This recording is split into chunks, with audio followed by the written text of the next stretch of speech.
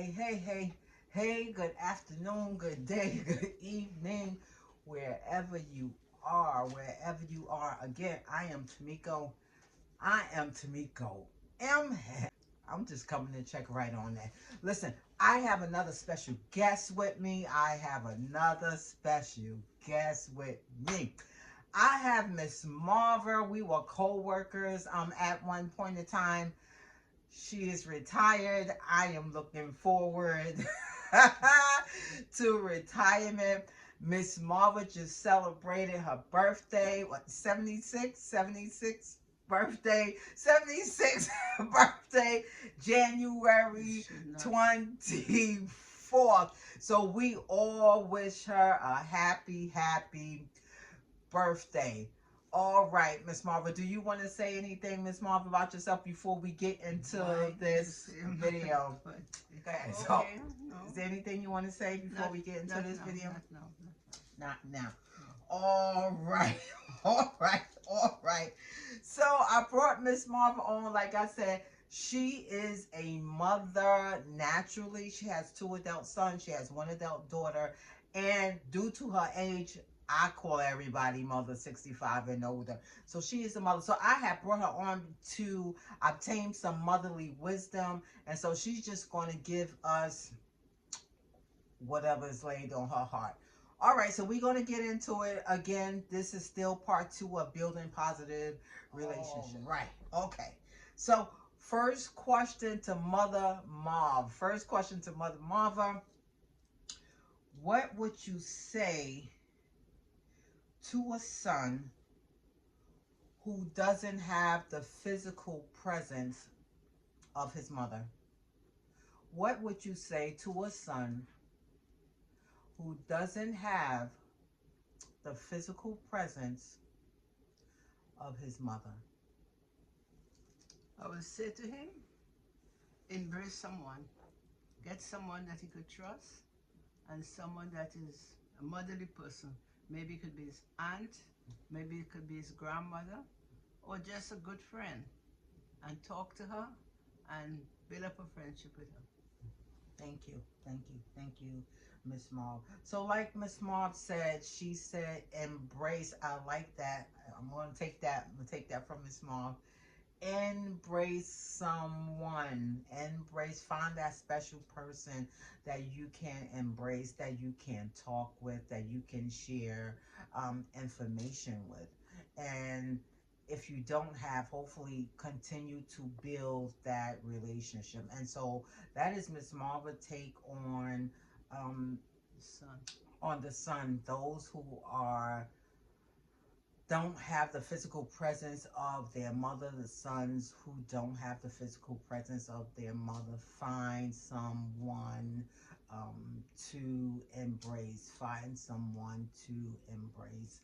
I will just add those who do not, the sons who do not have the physical presence of their mothers. Yes, find someone to embrace. I like to make an analogy as if you're riding a bike and you had training wheels, and then there's a point in time where you have control, where you get enough control on that bike where training wheels can come off, and then you can start riding it independently of the training wheels. So when I think of a mother and son, how mother trains their sons, how mother trains their son. And then at this point in time, when you do have that enough control, there will be a point of time in life where mother physical presence now moves away, and where you become independent of her physical presence because you have gained enough control. And so when you cannot get to the physical presence, and you can no longer feel the physical presence of your mother, then you have to rely on the voice. Right. And so when you hear the voice, then that will also guide you with some type of guidance through life. So Although, again, remember, if you do not have the physical presence where you no longer have that close contact, right, of the physical presence of a mother, rely on the voice, because it is the voice that will extend way beyond the physical presence, way beyond the physical presence. Okay, so thank you so much, Marva. Thank you so much for that word of wisdom. Word of wisdom. Okay, all right. Second question. Second question is similar. I'm not leaving the daughters out. I am not leaving the daughters out, so don't worry. It is the same question to Miss Marva. What would you say to a daughter who does not have the physical presence of her mother? Maybe she'll have a bigger sister she could come to and talk with and develop that relationship Mhm. as what she would have with her mom. It could be an aunt, it could be a grandmother, it could be a good friend, an elderly friend, somebody that she could put her confidence in, and they will take the place of her mom. Okay, thank you so much. All right, daughters, all right, daughters.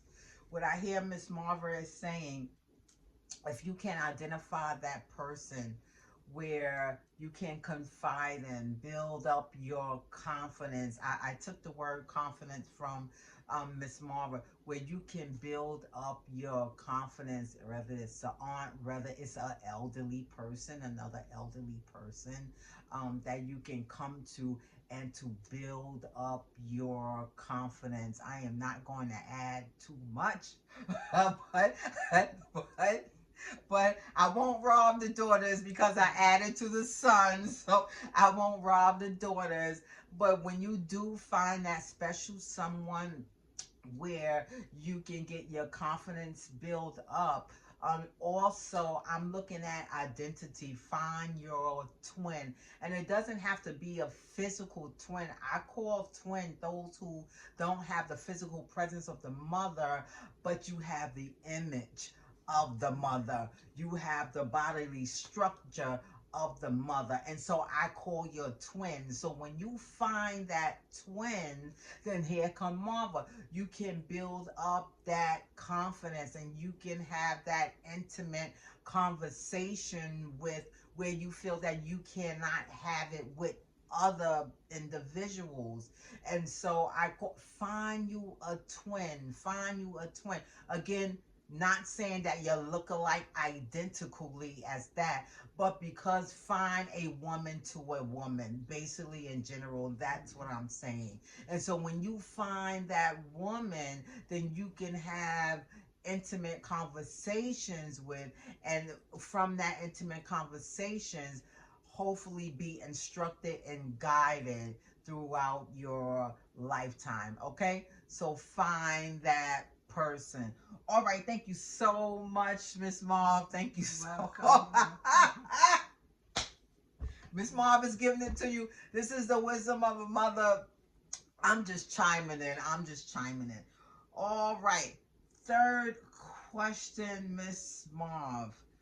Okay, what can we do to bring unity with each other? And that's both genders. We just talking about together. What can people do to unite with each other? What can we do to bring unity with one another? We have to understand each other, know what we like and what we dislike. And I like to pray, so I say we could pray with each other too, Prayer. because prayer could bring us closer to each other. And we just unite. We have love in our heart for each other and to others, and just show kindness. Good, good, good, good, good, good. All right, all right. Yeah, here. This is the wisdom of a mother. It's the wisdom of the mother. Miss Marva said she likes to pray. So yes, those who are engaged in prayer, yes, Y'all can come together. Y'all can pray together. I heard three words: prayer. I heard love. I heard kindness. It reminds me of the last video when I ended. I said, "Be kind to yourself. Be kind to yourself." So yes, if you can engage in prayer, if you can come collectively, if you can come together, and if you can join together in prayer, that will be great. That will be great. Yes, and that will bring some type of unity, you know, as a whole body. That will bring some type of unity as a whole body. Um, Miss Marvel also said love. Love goes a long way. Love goes a long way, because sometimes when you can't get to that physical being, uh the love kind of gives you like sparks of energy. It kind of gives you sparks of energy. So even if you cannot get to that physical being, just the remembrance of those who love you, and kind of give you that energy and hope to go on in life. I'm not going to touch the kindness. Miss Marvel already said it. And so we're going to move on to the next question. Thank you. Thank you so You're much, Miss welcome. Marvel. Thank you. All right. All right. Are you ready? No, I'm not. All right. All right. Miss Marv, can you give us some things to do when we feel rejected? How can we cope with rejection? What are some things that we can do when Mhm. feeling rejected? Well, I would say be yourself. Right? Don't try to force anything on anybody. Relax. Pray again in your quiet time that that person will see something in you to be drawn back to you, you know, and have understanding as you all together understand each other. Whatever you do, try to have understanding and love with each other. Love again.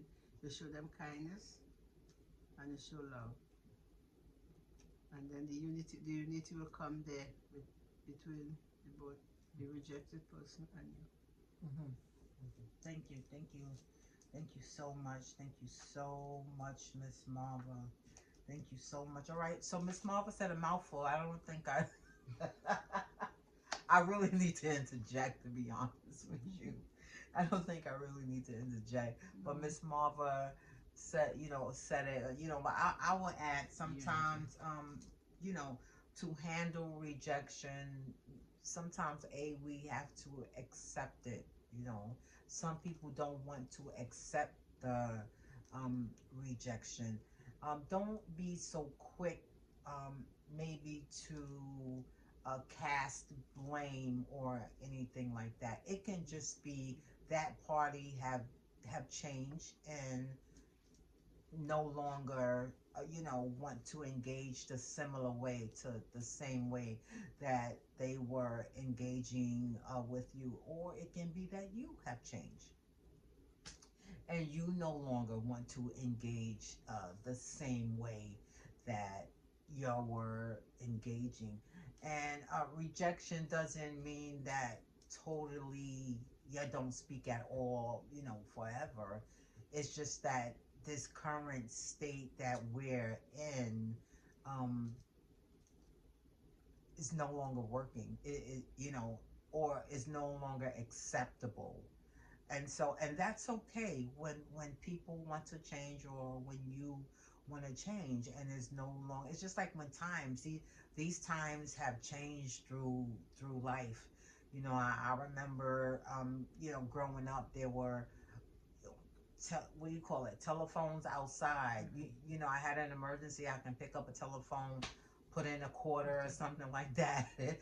And that now I can't really find a telephone booth. So everything is like cell phones, and Quick. right, everything is so quick. Everything is so quick. And so sometimes that happens through life, and at that time, to reject is just basically, I don't want it like in this state anymore.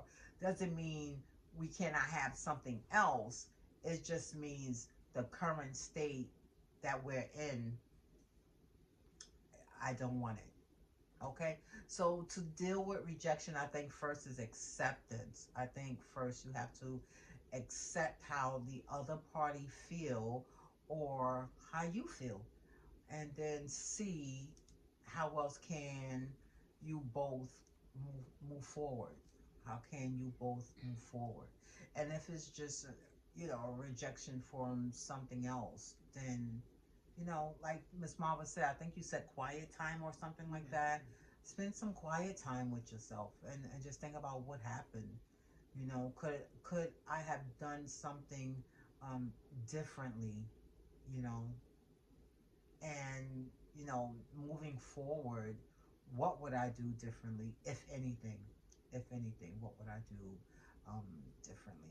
All right, so we're going to go to, this is really like the last question I didn't have. We're not going to hold up Miss Marva um, too long. We're not going to hold up Miss Marva too long.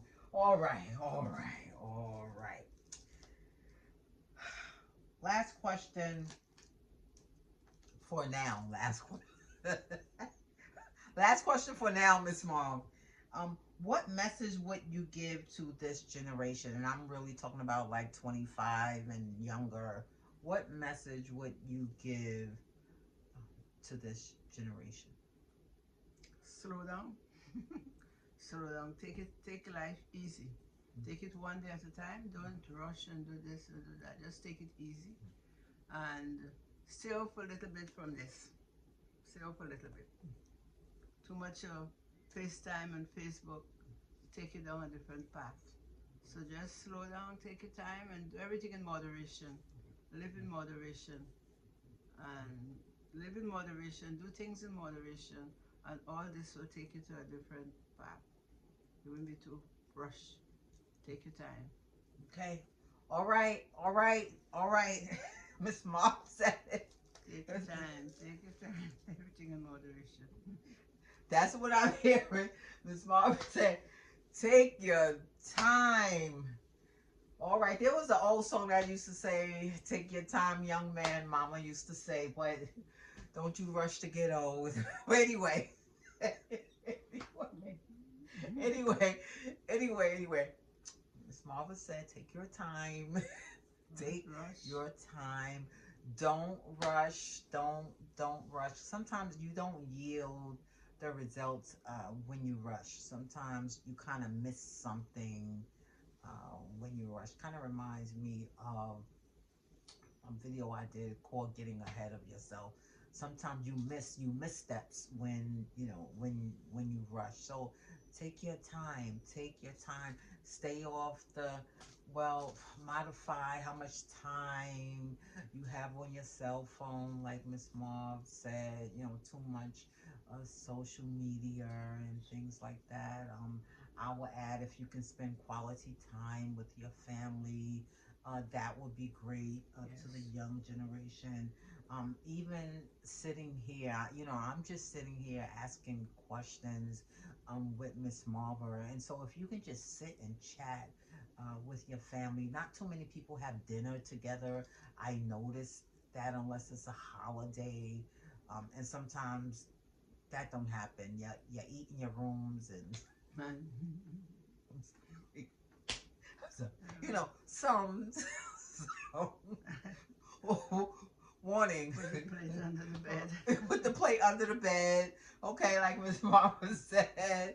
So, if you could just have a dialogue, expressive language, that's what I like to call it. If you can have expressive language with an older adult, I think that would be great. You're not going to get this experience in a book. You're just not. Sometimes you just really, really have to sit and have a chat with the person, and even if it's like you feel like it's a difficult question, then take a deep breath and maybe go slowly and see what's the response. And you might not get the response that you want, but you will get something. Hopefully you will get something. And like I said, to go back to the first question, don't don't take advantage of life like that person is always going to be around. And so if you have your loved one there, spend some time with them, him or her. Spend some time with them. I know you want to be with your friends. I know you want to hang out. And there's nothing wrong with that. But just spend some time with an older loved one because they have the experience. The one thing, the reason why I really wanted, another reason that I pulled Miss Marvin into my video, she is an older adult, and some older adults are seen as invisible, and they are not. We need our older adults. I'll speak for myself. I need the older adults because one thing that I know the young people have all the energy, and that's great. But one thing that you don't have is that you haven't reached Miss Marva's stage. We're still trying to get to her stage, and so you lack. You don't have certain experiences, and so we're trying to reach there, and that's why it's good to connect generations with generations so we can kind of have that expressive language and learn from each other. And I know I use expressive language on purpose because I know a lot of people say communication is important, and it is, but there's different ways to communicate. Because if I sit and I nod my head, that's communication. But then there's nothing verbal coming out. And so I stress expressive language. It's so important to have expressive language where you can hear the words out of my mouth and you can respond appropriately, or what, how you led to respond. And so this is why I wanted to bring Miss Marva on, because we need our older adults, we need our generation, because Miss Marva already has reached the stage that I am. Miss Marva's retired. I'm waiting to, you know, I'm hoping, I'm looking forward to retirement, but I haven't reached her stage. So there's still some things that I can get from her. Not saying that she can't get anything from me, but that's why we share, we have the expressive language to share our experiences. And although the young people, you feel like your mother or your father or auntie, uncle, whoever, don't quite understand you. So then my question is, what are you saying, and how are you um, getting the message out? How are you getting the message out? Are you getting the message out through slamming doors, through anger, through yelling, through not saying anything, through just lying in bed and don't want to get out? What are you doing? How are you communicating? And that's why I use the word communication, but there's different forms of communication. And so I'm just saying, if you can probably add some expressive language to the other ways you are communicating, then hopefully it will become better. Something will become better, and the relationship will grow. And no relationship is perfect. No relationship is without arguments or disagreements, but within our disagreements, somehow that we still going to rejoin together. We are still going to rejoin. Okay, so Miss Martha said amen. So I'm gathering. I'm gathering. I'm on some type of track now. Miss Martha said, Miss Martha saying amen. All right, it is so. That's all I'm gonna say. It is so. All right, all right. We are gonna wrap it up. We are gonna wrap it up. Thank you so much, Miss Marva, for your wisdom. Thank you so much. I appreciate You're it. welcome. I appreciate your time. I appreciate your time. So thank you so much. Is there You're welcome. anything else you need to say before we wrap? We are ending it. We are ending it. And we look forward to talking to you again. But we're going to give Miss Marva any last words you want to say. Stay focused and be safe. All right. Stay focused and be safe again. This is Tamiko M. I just wanted to check in and make sure you're doing okay. This is how we take care of each other. Self-care. I know I speak a whole lot about self-care, and I will speak some more about self-care, just not right now. But take care of yourself. Take care of yourself. And please be safe. Take care of each other. This is how we take care of each other. We check in, make sure everything is okay, or how can you help the other person, or just give a kind word, a nice hello, send a nice text if you can. Get a little phone call in if you can, but just check in. And again, be kind, be kind. Be kind to yourself. Be kind to yourself and be kind to one another. But be kind to yourself, because if you are kind to yourself, it will show when you engage or when you talk to other people. And so we want to start with you first. Be kind to yourself. I am going to go now. Time is far spent, and I'm going to spend my little quality time with Miss Marva, okay, off the camera. I'm going to spend quality time with Miss Marva, because that's what we do. All right. Again, it's Tamiko M, and we'll talk soon, okay? Have a good day. Okay, bye, Miss Marva. Bye. All right.